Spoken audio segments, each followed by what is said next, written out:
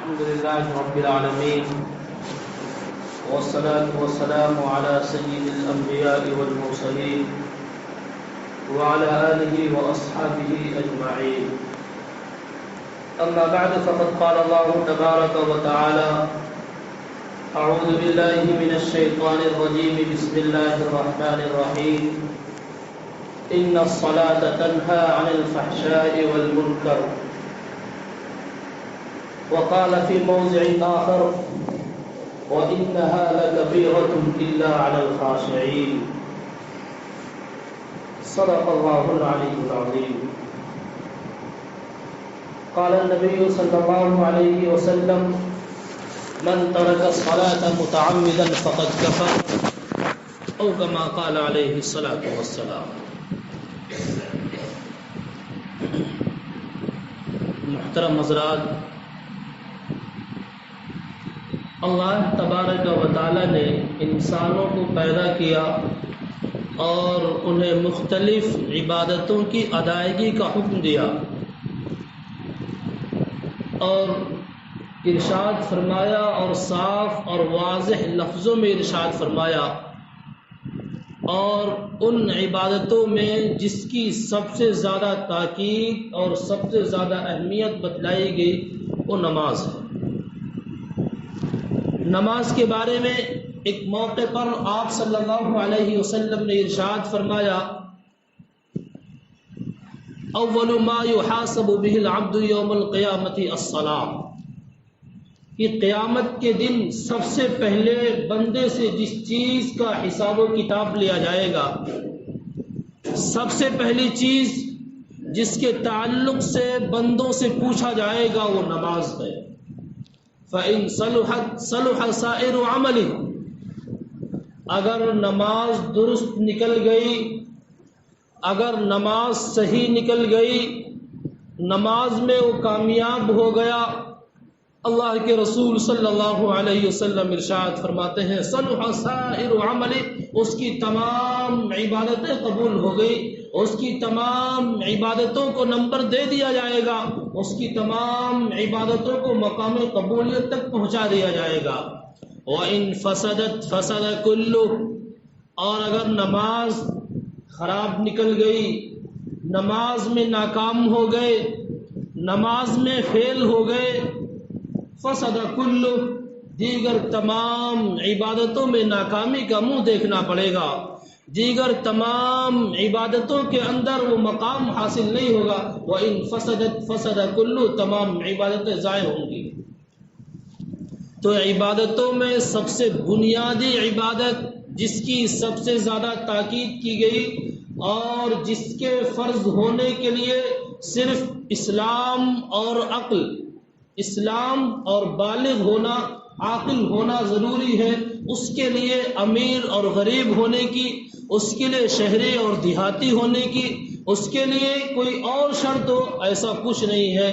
جو شخص صاحب اسلام ہو، عاقل ہو اور بالغ ہو، اس کے ذمہ نماز کی ادائیگی لازم ہے۔ دیگر تمام عبادتوں کو دیکھ لیں، کسی میں مالدار ہونے کی شرط ہے، کسی میں قوت ہونے کی شرط ہے، لیکن نماز کے لیے قوت بھی شرط نہیں ہے۔ اگر کوئی کھڑے ہو کر نہیں پڑھ سکتا تو وہ بیٹھ کر کے پڑھے، بیٹھ کر بھی نہیں پڑھ سکتا تو وہ لیٹ کر پڑھے، جس بھی طریقے سے وہ قادر ہو اس کو ادا کرے گا۔ اگر وہ زمین کی تہ پر ہو، روئے زمین پر ہو تب بھی پڑھے گا، وہ ہواؤں کے بلندی پر پرواز کر رہا ہو تب بھی اس پر فرض ہے، وہ سمندر کی موجوں میں تیر رہا ہو اور سمندر کی لہروں پر وہ سفر کر رہا ہو تب بھی اس پر فرض ہے۔ اس کے لیے کوئی ایک جگہ مخصوص نہیں ہے کہ فلاں جگہ رہو گے تب اس عبادت کو ادا کرنا ہے، یا فلاں مقام پر ہی اس کو ادا کرنا ہے، نہیں، کہیں بھی رہو، تم پر جب نماز کا وقت ہو جائے تو تم کو نماز کی ادائیگی کرنی ہے اور نماز پڑھنا ہے۔ جس بھی جگہ ہو، جس بھی حالت میں ہو، اگر مکمل کپڑے نہیں ہیں تو جتنا سطر چھپا سکتے ہو اتنا چھپا کر نماز پڑھو، سطر چھپانے کے لیے نہیں ہے تب بھی ننگے نماز پڑھو، لیکن نماز پڑھنا ہے، نماز سے کسی بھی حالت میں چھٹکارا نہیں ہے۔ اور عبادتیں ہیں، ایک شخص لاکھوں کا مالک ہے، زکوٰۃ فرض ہے، لیکن وقت آنے سے پہلے سارا مال چوری ہو گیا، کچھ نہیں اس پر واجب ہے۔ لیکن نماز کا وقت ہو گیا، اس کے تمام کپڑے چلے گئے، اس کے تمام کپڑے چوری ہو گئے، نہیں بچا اس کے بعد، پھر بھی نماز پڑھنی ہے، ننگے نماز پڑھنی ہے۔ اور عبادتوں کے اندر کچھ شرائط اور قیود ہے، یہاں تک کہ اگر کسی کے پاس پانی نہیں ہے تو تیمم کر کے نماز پڑھے، تیمم کر کے وہ نماز پڑھے۔ اور اللہ کے رسول صلی اللہ علیہ وسلم نے جو فرمایا اور خصوصیات دی گئی، اس میں سے ایک یہ بھی ہے، جعلت لی الارض مسجدہ، میرے لیے پوری روئے زمین کو مسجد بنا دی گئی، جہاں پر وقت ہو وہیں پر سجدہ کر لو، اور اگر پانی نہیں ہے تیمم کر لو، لیکن نماز کو کسی بھی حال میں چھوڑنا نہیں ہے۔ نماز ان الصلاۃ تنہی عن الفحشاء والمنکر، نماز کی اہمیت اور نماز کی افادیت اللہ کے رسول صلی اللہ علیہ وسلم نے مختلف مواقع پر مختلف صحابہ کرام کو مختلف طریقے سے نصیحتیں فرمائی۔ کبھی فرمایا، حضرت ابو درداء رضی اللہ تعالی عنہ بیان فرماتے ہیں، اوصانی خلیلی، میرے دوست میرے حبیب نے مجھے نصیحت کی ہے کہ اللہ تشرک باللہ شیئا، اللہ کے ساتھ کسی کو شریک نہ ٹھہرانا، اللہ تبارک و تعالی کے ساتھ کسی کو شریک مت کرنا۔ وَإِن قُطِعْتَ أَوْ حُرِّقْتَ، چاہے تمہارے ٹکڑے ٹکڑے کر دیے جائیں یا تم کو آگ میں جلا دیا جائے۔ اور سنو، نماز کو جان بوجھ کر کے مت چھوڑنا، جو شخص نماز جان بوجھ کر کے چھوڑ دیتا ہے اس کا اسلام میں کوئی حصہ نہیں ہے، اس کا اسلام میں کوئی شرکت نہیں ہے، اس کا اسلام میں کوئی ساجہ نہیں ہے۔ من ترک الصلاۃ متعمدا فقد کفر، جو شخص جان بوجھ کر نماز کو چھوڑ دے تو اس نے کافروں والا عمل کیا، گویا کہ اس نے کفر کی دہلیز پر قدم رکھ دیا، چھوڑتا رہے گا، قریب ہے کہ وہ کفر کی دلدل میں پھنس جائے گا۔ جمعہ کے بارے میں اللہ کے رسول صلی اللہ علیہ وسلم نے فرمایا، جو شخص بلا کسی شرعی عذر کے لگاتار 3 جمعہ کو چھوڑ دیتا ہے، اللہ تبارک و تعالی اس کے دل پر مہر لگا دیتا ہے، اور پھر اس کے بعد اس کے اندر کوئی خیر کی بات اثر نہیں کرتی ہے۔ اللہ کے رسول صلی اللہ علیہ وسلم 3 مرتبہ چھوڑنے پر فرما رہے ہیں کہ جو جان بوجھ کر کے جمعہ کی نماز 3 مرتبہ چھوڑ دے، اس کے دل پر مہر لگ جاتی ہے اور اس کا دل سیاہ ہو جاتا ہے۔ نماز پڑھنا، جماعت کے ساتھ نماز پڑھنا، یہ جماعت سنت مؤکدہ ہے۔ جماعت کے ساتھ نماز پڑھنے پر 27 سے 70 گنا تک ثواب ملتا ہے۔ اس لیے جماعت کو کبھی نہ چھوڑیں، جہاں تک ہو سکے حتی الامکان جماعت کے ساتھ نماز کی ادائیگی کریں۔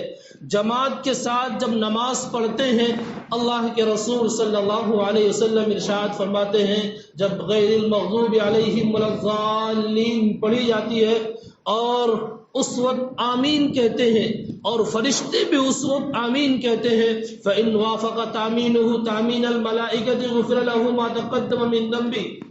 ہمارے اکابر میں، اسلاف میں، امام ابو حنیفہ رحمۃ اللہ علیہ کے ایک شاگرد ہیں محمد بن سمع رحمۃ اللہ علیہ۔ ایک مرتبہ کسی وجہ سے جماعت چھوٹ گئی، خیال آیا کہ اگر جماعت کے ساتھ نماز پڑھتے تو ہمیں اتنے نمازوں کا ثواب ملتا، اس لیے انہوں نے نماز اتنی مرتبہ پڑھی، 70 مرتبہ نماز کو پڑھی۔ نماز پڑھ رہے تھے، ایک آواز آتی ہے، اے ابن سمع فَأَيْنَ تَعْمِينُ الْمَلَائِكَةِ، اس نماز کو ایک نہیں 1000 مرتبہ پڑھ لو، 1000 مرتبہ پڑھ لو، لیکن تم ان فرشتوں کی آمین کہاں سے لاؤ گے جو جماعت کے وقت جب غیر المغضوب علیہم ولا الضالین پڑھا جاتا ہے تو جب اس وقت فرشتے آمین کہتے ہیں تو وہ آمین کہاں سے لاؤ گے؟ یعنی اتنی جتنی چاہو نمازیں پڑھ لو، وہ فرشتوں کی آمین تمہیں نہیں مل سکتی، اور جس کی آمین فرشتوں کی آمین سے مل جائے جس وقت وہ فرشتے آمین کہیں اور مقتدی آمین کہیں، سب لوگ آمین کہیں اور ان کی آمین اور ان کی آمین مل جاتی ہے، اللہ تبارک و تعالیٰ پچھلے گناہوں کو معاف کر دیتا ہے۔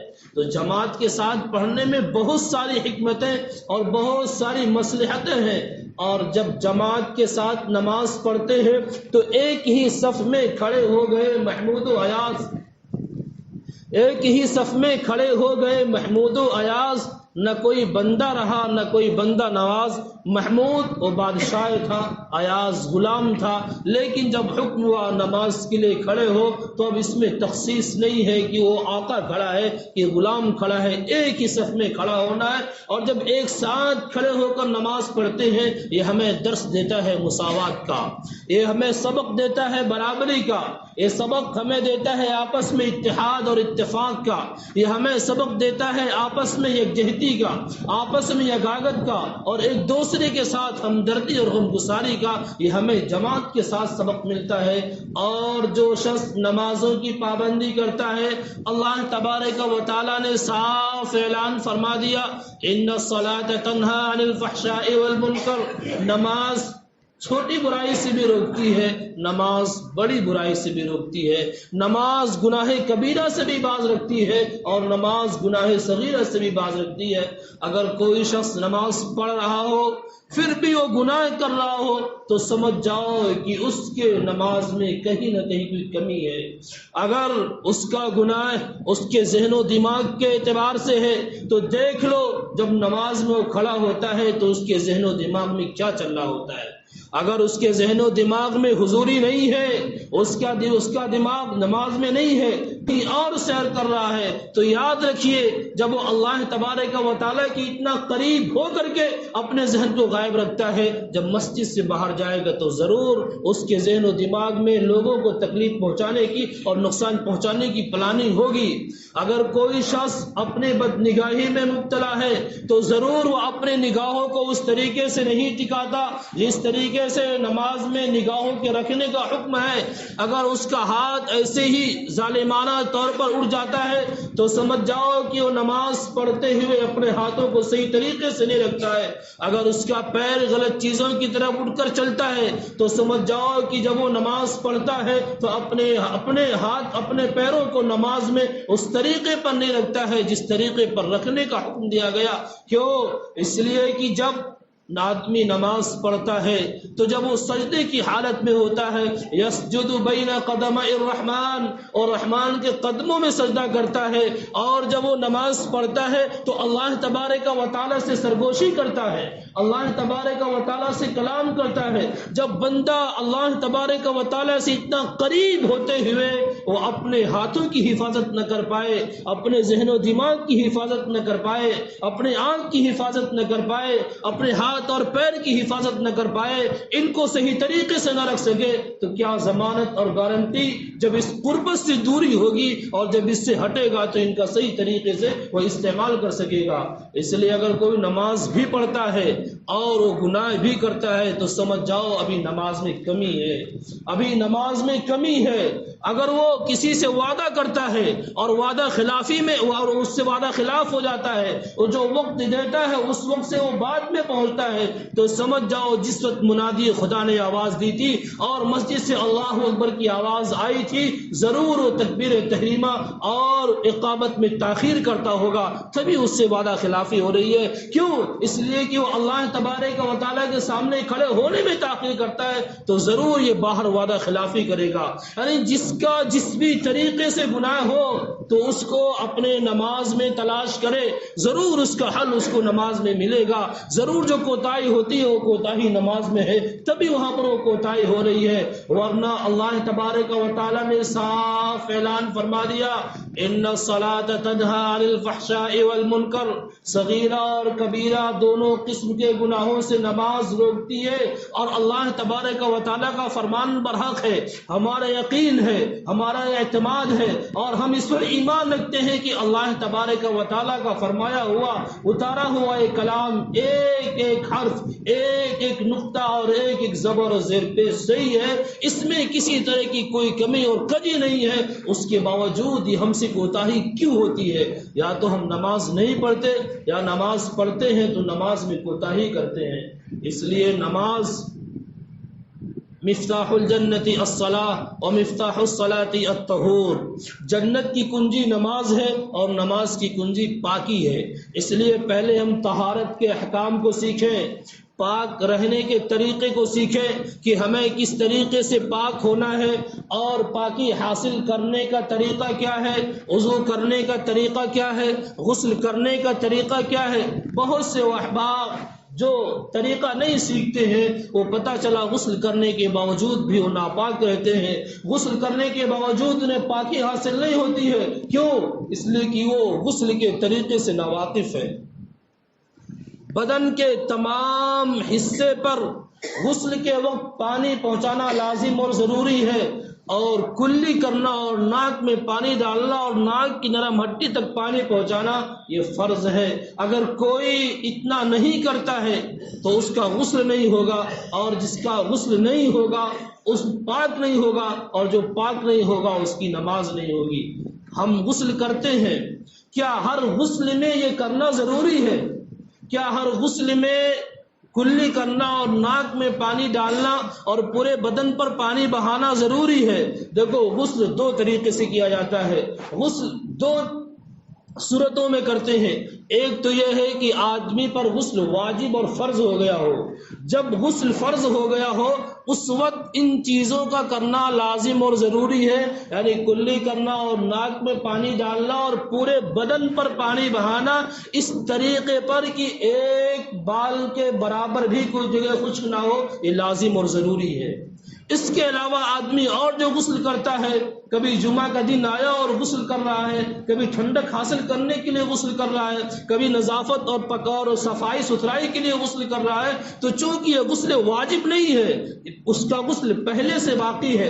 جس طریقے سے وضو ٹوٹتا ہے اسی طریقے سے غسل بھی ٹوٹتا ہے۔ وضو بہت ساری چیزوں سے ٹوٹ جاتا ہے، لیکن جو غسل ٹوٹتا ہے وہ مردوں کے لیے ایک طریقے سے کہ جب اس کو بدخوابی ہو جائے یا وہ اپنی بیوی سے ملاقات کرے اس وقت اس کا غسل ٹوٹ جاتا ہے۔ اس وقت یہ فرض طریقہ اپنانا اور اختیار کرنا ضروری ہے۔ اگر یہ طریقہ اختیار نہیں کرے گا غسل نہیں ہوگا۔ اس کے علاوہ اور غسل، جمعہ کا دن آیا اس لیے غسل کر رہا ہے پاکی اور صفائی حاصل کرنے کے لیے کہ میرے بدن پر میل ہے، وہ اس لیے غسل کر رہا ہے، تو اس میں یہ ضروری نہیں ہے لیکن کر لینا بہتر ہے۔ کیونکہ جب ہم غسل کا طریقہ سیکھیں گے، غسل کے لیے سب سے مسنون طریقہ، بہترین طریقہ، غسل کرنے سے پہلے وہ اسی طریقے سے وضو کرے جس طریقے سے وہ نماز کے لیے وضو کرتا ہے۔ پہلے وہ وضو کرے، وضو کرنے کے بعد وہ اپنے دائیں موڈے اور بائیں موڈے پر پانی ڈالے اور اپنے سر پر پانی ڈالے، بدن کو ملے اور پھر پانی بہائے اور صاف کر لے۔ یہ ہے غسل کا طریقہ۔ اس طریقے سے غسل کر لے گا اس کا غسل ہو جائے گا۔ اگر پہلے وہ وضو کر لیتا ہے اور اگر بعد میں وہ کلی یا ناک میں پانی نہیں ڈالتا ہے تو چونکہ وضو کرتے ہوئے اس نے کلی اور ناک میں پانی ڈال لیا ہے تو اب اس کا وضو مکمل ہو گیا۔ تو جب یہ طریقہ ہو اور اگر ایسی جگہ نہاتے ہو کہ وہاں پر پانی جمع ہوتا ہو تو اس کے لیے بہترین طریقہ یہ ہے کہ پہلے وضو کریں، لیکن وضو کرتے ہوئے اپنے پیروں کو نہ دھلیں۔ اب وہ غسل کر لے، پھر اس کے بعد اس جگہ جائے جہاں پر پانی جمع نہ ہوتا ہو، اپنے پیروں کو دھلے اور اس طریقے سے غسل کو مکمل کر لے۔ اور پھر نماز، وضو کرنے کا طریقہ، وضو میں 4 چیزیں فرض ہیں۔ بہت سارے لوگ اس میں کوتاہی کرتے ہیں۔ نمبر 1، اپنے چہروں کو دھلنا۔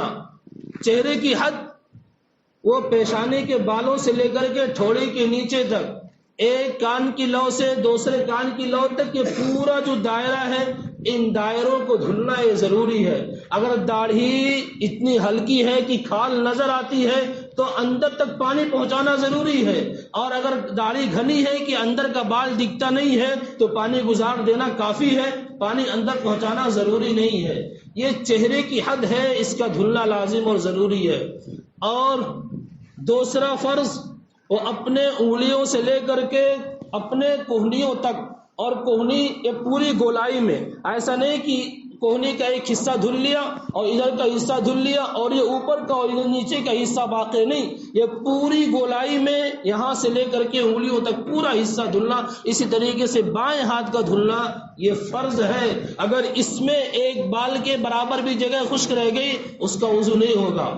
اسی طریقے سے مسح کرنا، مسح چوتھائی سر کا، اپنے سر کو 4 حصوں میں تقسیم کر لو اور 4 حصے میں 1/4 چوتھائی سر کا مسح کرنا فرض ہے، چاہے وہ آگے کرے، پیچھے کرے، دائیں کرے، بائیں کرے، کہیں سے بھی کرے، لیکن چوتھائی سر کا مسح کرنا فرض ہے۔ اس میں طلبہ بھی بہت سستی کرتے ہیں، بتلایا بھی جاتا ہے اور بڑے بھی کوتاہی کرتے ہیں کہ ٹوپی لگائے ہوئے ہوتے ہیں اور وضو کیا اور ایسے کیا اور فوراً بند کر لیا، چوتھائی سر نہیں ہوتا ہے۔ اس طریقے سے 1000 مرتبہ تم کا ڈالو وضو نہیں ہوگا۔ چوتھائی سر کا مسح کرنا یہ فرض ہے، اس لیے اہتمام کے ساتھ اگر ٹوپی لگائی ہو تو اس کو اتار لے اور مکمل کم از کم چوتھائی سر کا مسح ہو، پورے سر کا مسح کرنا مسنون اور سنت ہے۔ اس میں کوتاہی ہوتی ہے کہ ٹوپی لگائی ہوئے ہیں، کون اس کو اتارے، تھوڑا سا کیا اور پھر ٹوپی کو لگا لیے، نہیں، چوتھائی سر کا مکمل کرنا ضروری ہے۔ پھر اس کے بعد چوتھا فرض یہ اپنے پیروں کو ٹخنوں تک دھلنا، ٹخنے جو پورے گولائی میں ہیں اس پورے حصے سے لے کر کے سب کو دھلنا یہ ضروری ہے۔ اگر اس میں بھی کوئی جگہ خشک رہ گئی بال کے برابر اس کا وضو نہیں ہوگا۔ اب ٹھنڈک کا موسم آ رہا ہے، ٹھنڈک کے موسم میں پانی اتنی آسانی کے ساتھ نہیں پہنچتا ہے، اس لیے خلال کرنا یعنی ایک ہاتھ کی انگلیاں دوسرے ہاتھ کی انگلیوں میں ڈال کر کے اور اندر تک پانی پہنچانا ٹھنڈیوں میں ضروری معلوم ہوتا ہے۔ میں ضروری نہیں کہہ رہا ہوں لیکن ضروری معلوم ہوتا ہے، کیوں؟ ہم جو وضو کرتے ہیں اس طریقے سے اور ہاتھ کو اس طریقے سے نہیں کرتے تو اندر پانی پہنچنے میں دشواری ہوتی ہے، پانی نہیں پہنچ پاتا، اور اگر پانی نہیں پہنچا ہے تو وضو نہیں ہوگا۔ اسی طریقے سے پیروں کی انگلیوں کے اندر بھی خلال کیا جائے، ٹھنڈی کے موسم میں خاص طور سے، گرمی کے موسم میں سب کھلا ہوا رہتا ہے اور پسینہ بھی ہوتا رہتا ہے اور آدمی بہت اہتمام سے دھلتا بھی ہے، کیوں؟ ٹھنڈک بھی حاصل ہوگی اور گرمی کم ہوگی، لیکن ٹھنڈک کے موسم میں جلدی جلدی وضو کے چکر میں وہ پانی نہیں پہنچا پاتا ہے، اس لیے اس کا تو بہت خاص طور سے اہتمام کرے۔ اس لیے اور پیر کی انگلیاں خاص طور سے کہ پانی جلدی نہیں پہنچتا ہے، خاص طور سے جو ٹوٹی سے وضو بنانے والے ہیں ان کے لیے تو بہت اہتمام کی ضرورت ہے۔ ٹوٹی سے وضو بنانے والے عام طور سے ٹوٹی چالو کر دیے اور پیر کو نیچے لگا دیا اور پھر پیر ادھر لے آئے، نہیں، اپنے ہاتھوں کو لگایا جائے تاکہ پانی پہنچ جائے۔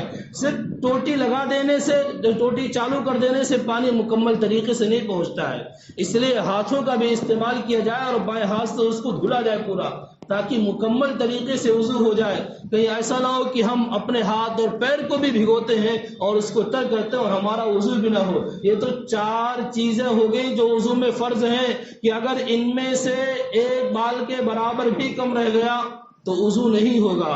اس کے علاوہ وضو کی سنتیں بھی ہیں، وضو کے آداب اور مستحبات بھی ہیں، اس کے بیان کرنے کا موقع نہیں اور اتنا وقت بھی نہیں ہے، اس کو سیکھنا چاہیے اور اس کے مطابق عمل بھی کرنا چاہیے۔ پھر اس کے بعد نماز کا نمبر آتا ہے۔ نماز جیسے کبھی آپ کو بتلایا گیا کہ نماز پڑھیں نماز کی طرح، کہیں ایسا نہ ہو کہ نماز میں کوتاہیاں ہو اور ہم نماز بھی پڑھتے ہیں اور اپنا وقت بھی لگاتے ہیں، لیکن وہی بات ہو جو میں کبھی سر بسجدہ ہوا تو زمین سے آنے لگی صدا، تیرا دل تو ہے صنم آشنا، تجھے کیا ملے گا نماز میں۔ اس لیے نماز کا طریقہ بھی سیکھنا چاہیے، نماز کس طریقے سے پڑھنی ہے اور نماز کی حیت اور نماز کی کیفیت کیا ہے۔ بہت ساری کوتاہیاں ہوتی ہیں، چند کوتاہیاں اور کمی آپ کے سامنے بیان کی جائے گی اور اس پر عمل بھی کریں اور پھر اس کے بعد نماز کے طریقے کو مکمل سیکھیں تاکہ ہماری نماز کی طرح ہو۔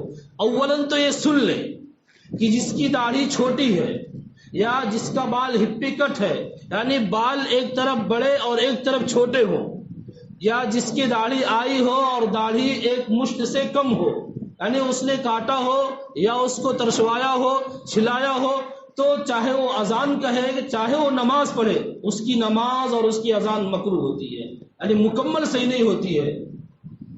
جس کا بال بڑا ہو بڑا ہونے کا مطلب کہ ایک طرف بڑا ہو ایک طرف چھوٹا ہو. اگر سارے بال ایک طریقے سے برابر ہیں اور 3 طریقے جو اللہ کے رسول صلی اللہ علیہ وسلم نے فرمایا وفرا لما جمعہ، یہ بالوں کی حد ہوتی ہے، کان تک ہو، لو تک ہو، آدھی گردن تک ہو، اس طریقے سے بال رکھا ہوا اور بڑا بال ہے، سب برابر ہے، کوئی حرج نہیں ہے، کوئی قباحت نہیں ہے، سنت کی نیت سے رکھتا ہے ثواب بھی ملے گا. لیکن اگر ایک طرف بال بڑا ہے، پیچھے بال چھوٹا ہے، دائیں اور بائیں نیچے نیچے چھوٹا ہے اور بیچ میں بڑا ہے، اس طریقے سے بال رکھنا اور اپنی داڑھی کو ایک مشت سے کم رکھنا.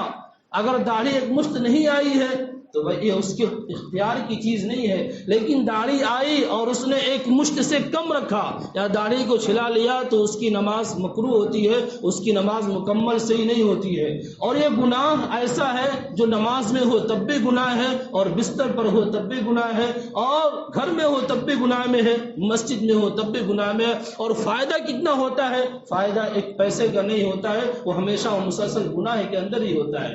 اس لیے اولاً تو سب سے پہلے اپنے اس ہیئت کو تو درست کر لیں، اپنے اس طریقے کو درست کر لیں اور پھر لباس اس طریقے سے پہنیں کہ لباس پہننے میں لباس کا مطلب ثنا پڑھ کر کے خاموش ہو جائے گا. اب امام قرأت کرے گا، امام قرأت سے فارغ ہو اور والظالین پر آمین کہنا اور آہستہ کہنا ہے. جیسا کہ میں نے ابھی بتلایا، اس آمین پر فرشتوں کی آمین مل جائے پچھلے گناہ معاف ہو جاتے ہیں. اور اس صورت میں جب وہ اللہ اکبر کہے گا اور رکوع میں جانے سے پہلے وہ اپنے نگاہوں کو کہاں رکھے گا؟ جہاں اس کو سجدہ کرنا ہے اپنے سجدے کی جگہ پر اس نگاہ کو رکھے گا. سجدے کی جگہ سے ہٹائے گا تو نماز کے باہر کبھی بھی اس کی نگاہ نہیں ٹکے گی. نماز کے باہر ضرور وہ گناہ میں مبتلا ہوگا، جب بھی باہر جائے گا بد نظری کا شکار ہوگا. تو اپنی نگاہوں کو سجدے کی جگہ پر رکھے اور پھر جب اللہ اکبر کہیں اور رکوع میں جائیں پھر اپنے اسی خنصر اور ابہام سے اپنے پیروں کو پکڑ کر اور انگلیاں کھلی ہوئے ہیں اور اس طریقے سے پکڑ کر کے رکوع میں جائے اور اس طریقے سے رکوع میں جائے کہ اس کا سر اور اس کی سرین یہ برابر ہو جائے. اس طریقے سے سجدہ کرنے پر اللہ تبارک و تعالیٰ بہت سی بیماریوں سے حفاظت بھی فرماتا ہے اور سنت طریقے سے ادائیگی بھی ہوتی ہے. اب جب رکوع میں جائے گا تو اپنے نگاہ کو وہ اپنے پیروں پر رکھے، پیروں سے آگے پیچھے نہ کرے.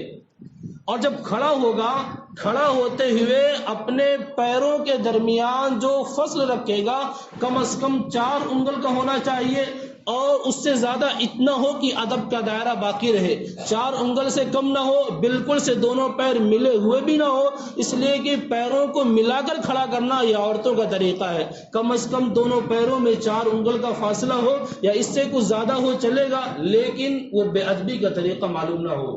اب رکوع کیا، رکوع کرنے کے بعد اب قومہ کرتا ہے اور اس میں سمع اللہ لمن حمدہ، ربنا لک الحمد، یا جو بھی ہے ربنا ولک الحمد، اللہم ربنا ولک الحمد، اللہم ربنا ولک الحمد حمدا کثیرا طیبا مبارکا فی. تنہا ہو تو پوری لمبی دعا پڑھے. ایک مرتبہ اللہ کے رسول صلی اللہ علیہ وسلم نے دیکھا ایک فرشتے ہیں بالکل سے چلے آ رہے ہیں. اسے کیا ہوا، کس وجہ سے؟ پتہ چلا کہ ایک صحابی نے تعریف کی اور اللہم ربنا ولک الحمد حمدا کثیرا طیبا مبارکا فی پڑھا تو فرشتوں کی لمبی جماعت اس تعریف پر حاضر ہوئی. بہرحال پھر اس کے بعد توبہ کرے اور پھر وہ اپنی نگاہوں کو سجدے کی جگہ پر رکھے اور اللہ اکبر کہتے ہوئے وہ سجدے میں جائے اس طریقے پر کہ پہلے وہ اپنے گھٹنوں کو رکھے، پھر وہ اپنے اسی حالت پر کھول کر نہیں، جو اس کی اصلی حالت ہے اپنے ہاتھوں کو رکھے اس طریقے سے کہ قبلے کی جانب ہو اور پھر وہ اپنے ناک کو رکھے، پھر اپنی پیشانی کو رکھے اور کم از کم 3 مرتبہ سبحان ربی الاعلیٰ پڑھے. اور اس وقت اپنی نگاہ اپنے ناک کے بانسے پر، یعنی ناک کا جو ابھرا ہوا حصہ ہے یہاں پر اپنی نگاہ کو رکھے. ایک سجدہ ہوا، پھر اس کے بعد سجدے سے اٹھ کر بیٹھے جسے جلسہ کہا جاتا ہے. پھر اس طریقے سے کہ وہ اپنے ہاتھوں کو رکھے اور اپنی نگاہ اپنی گود میں رکھے، باہر نہ ہو گئی. پھر دوسرا سجدہ کرے اور سجدہ کرنے کے بعد وہ اٹھے اس طریقے سے کہ بیٹھنا نہیں ہے، سیدھے کھڑا ہونا ہے اور کسی چیز پر ٹیک اور سہارا بھی نہیں لینا ہے. پھر اب دوسری رکعت مکمل کرے اور اسی طریقے سے اس کو نیت باندھنی ہے اور ایسے ہی اس کو سجدہ اور رکوع کرنا ہے. پھر اس کے بعد جب اخیر میں قاعدہ اخیرہ کرے گا اور بیٹھ جائے گا تو اب اپنی نگاہیں کو اپنی گود میں رکھے گا اور جو دعا پڑھنی تشہد درود شریف اور دعا پڑھ کر کے وہ سلام پھیرے گا. سلام پھیرتے ہوئے وہ اپنی نگاہوں کو کس طریقے سے گھمائے گا اور کیسے استعمال کرے گا؟ السلام علیکم ورحمۃ اللہ اس طریقے سے اپنے چہرے کو گھمائے کہ پیچھے کا شخص یہ آپ کے چہرے کو دیکھنا چاہے تو دیکھ لے، یا اس طریقے سے ایک چہرہ بالکل سے اس طریقے سے گھوم جانا یہ بھی ادب کے خلاف ہے. اور جب سلام کرے تو بہتر یہ ہے کہ جو مقتدی ہے مقتدی اپنے اس سلام میں نیت کرے. اگر امام کے دائیں جانب ہے تو جو موجود ہے ان کی نیت کرے، فرشتوں کی نیت کرے اور نیک جنوں کی نیت کرے. اور پھر جب بائیں طرف سلام پھیرے گا تو وہ امام کی بھی نیت کرے گا، اور جو امام کے بائیں جانب ہے وہ جب داہنی جانب سلام پھیرے گا تو امام کو بھی اس سلام میں شریک کرے گا، یعنی اس کو یہ دعا دے رہا ہے. اور اگر بالکل سے سیدھے امام کے ہیں تو دونوں طرف امام کی نیت کر لے، اور امام مقتدیوں کی نیت کرے، فرشتوں کی نیت کرے اور نیک جنوں کی نیت کرے. اس طریقے سے السلام علیکم ورحمۃ اللہ اس میں وہ نیت کرے اور اپنی نماز کو مکمل کر لے. اس میں بہت ساری کمیاں کیا ہوتی ہیں ہم سے؟ مرد ہیں، مردوں کے لیے سجدے کا طریقہ یہ ہے جب وہ سجدے میں جائے تو اپنے ہاتھ کو بالکل سے سمیٹ کر نہ کرے، بلکہ اپنے ہاتھ کو اپنے پہلو سے جدا کر لے اور اپنے پیٹ کو اپنے رانوں سے جدا کر لے اور کھل کر کے پورا سجدہ کرے. بند ہو کر سجدہ نہ کرے. بند ہو کر بالکل سے سجدہ کرنا یہ عورتوں کا طریقہ ہے، بالکل سے کھل کر کے سجدہ کرے، اور اتنا بھی نہ کھلے کہ دوسرے مقتدی کو پریشانی ہونے لگے اور وہ سجدے میں سکڑ جائے اور اس کو بہت پریشانی ہو. اور اس میں ایک بہت بڑی کوتاہی اور کمی ہوتی ہے، جب سجدے میں جاتے ہیں تو بہت سارے لوگوں کا دونوں پاؤں اٹھ جاتا ہے. اگر کسی کا دونوں پاؤں 3 مرتبہ سبحان اللہ کہنے کے برابر اٹھا رہا، 3 مرتبہ سبحان اللہ کہنے کے برابر دونوں پاؤں اٹھے رہے تو اس کا سجدہ نہیں ہوگا، اور جس کا سجدہ نہیں ہوتا ہے اس کی نماز نہیں ہوتی ہے، اور جس کی نماز نہیں پھر نماز دوبارہ پڑھنی ہے اس کو. بہت سارے اور کمیاں اور کوتاہیاں ہوتی ہیں. ہم اتنی اہم عبادت کو ادا کرتے ہیں اور اس کی کوشش بھی کرتے ہیں تو کم از کم ہم پر لازم اور ضروری ہے کہ ہم نماز کے طریقے کو سیکھیں. اس تھوڑے وقت میں کس کو بتایا جائے، کیا بیان کیا جائے اور کس کو چھوڑا جائے. اس لیے ہم دنیا کا ہر کام سیکھ کر کے کرتے ہیں اور کوئی بلا سیکھے ہوئے اپنے یہاں رکھتا بھی نہیں ہے. تو کیا نماز اور دیگر عبادتیں ایسی ہیں کہ ہم اس کو بلا سیکھے کر لیں؟ نہیں، اس کو بھی سیکھ کر کے کریں. اور پھر جب سیکھ کر کے نماز پڑھیں گے تو نماز کے جو ثمرات اور نماز کے جو انعامات ہیں اللہ تبارک و تعالی وہ ہمیں عطا فرمائے گا. اللہ تبارک و تعالی ہمیں اس کی ہمت بھی دے گا کہ ہم نماز کو صحیح طریقے سے پڑھیں. نماز بہت سارے لوگ نماز میں چوری کرتے ہیں. صحابہ کرام نے پوچھا نماز کی چوری؟ فرمایا ہاں. کا چوری کیا ہے؟ آپ صلی اللہ علیہ وسلم نے فرمایا بہت سارے لوگ رکوع اور سجدہ کرتے ہیں لیکن جلدی جلدی کر دیتے ہیں. رکوع اور سجدے کو جلدی جلدی ادا کر دینا یہ نماز کی چوری ہے، اور بہت سارے لوگ نماز کی چوری کا شکار ہوتے ہیں. اس لیے تعدیل ارکان، اطمینان کے ساتھ نماز پڑھنا واجب ہے اور جلدی کرنا یہ مکروہ تحریمی ہے. اس لیے تعدیل اور اطمینان کے ساتھ نماز کو ادا کیا جائے، اور اس کے آداب کی، اس کے فرائض کی، وجوبات کی 51 سنتیں ہیں اور 77 اس میں آداب ہیں. کن آداب اور کن سنتوں کو بیان کیا جائے، کس کو چھوڑا جائے، لمبا وقت درکار ہوتا ہے. اللہ تبارک و تعالیٰ سے دعا کریں کہ اللہ تبارک و تعالیٰ ہم سب کو سچی پکی پورے آداب و سنن کی رعایت کے ساتھ نماز کی توفیق عطا فرمائے. آمین. وآخر دعوانا ان الحمد للہ رب العالمین.